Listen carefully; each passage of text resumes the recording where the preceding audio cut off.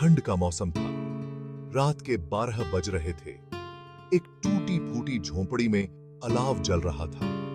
दो लोग, एक बाप और उसका बेटा, आग ताप रहे थे। चेहरे पर कोई फिक्र नहीं, बस आग की गर्मी का मजा ले रहे थे।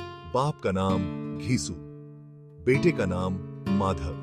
दोनों ही आलसी, कामचोर। जिंदगी उनके लिए एक मुश्किल सफर थी, पर जीने का कोई और तरीका उन्हें पता नहीं था, या शायद जानते ही नहीं थे। झोपड़ी के अंदर से एक और आवाज आ रही थी, दर्द से भरी सिसकियां, कराह उठती और फिर शांत हो जाती।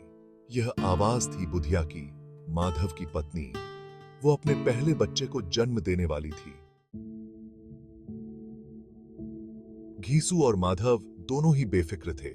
बुधिया की हालत देखकर भी उनके दिल में कोई दया नहीं थी।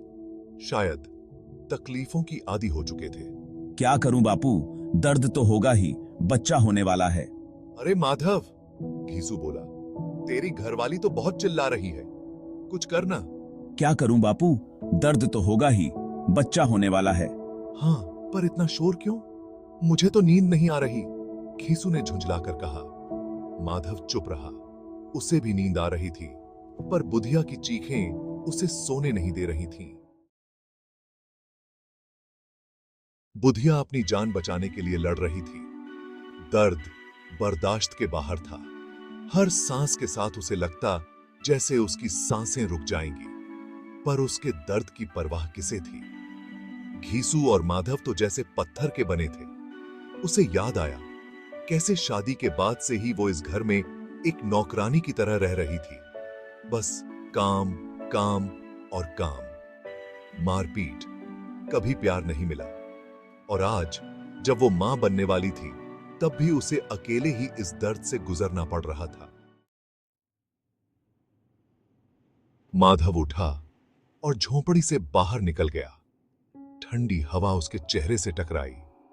उसे बुधिया की चिंता नहीं थी, उसे तो बस एक ही बात की चिंता थी, शराब।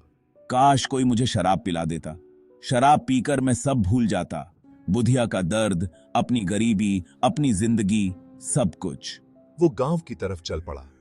शायद कोई जाग रहा हो, कोई उसे शराब पिला दे, या फिर कोई उसे पैसे दे दे जिससे वो शराब खरीद सके। माधव गांव के जमींदार के पास पहुंचा। जमींदार दयालु आदमी था, हमेशा गरीबों की मदद करता था। क्या हुआ माधव, इतनी रात गए? सरकार, मेरी घरवाली, बच्चा होने वाला है, बहुत तकलीफ में है। जमींदार को माधव पर तरस आ गया। उसने उसे कुछ पैसे दिए और कहा, जाओ दाई को बुला लाओ, और हाँ, कुछ खाना पीना भी ले आना।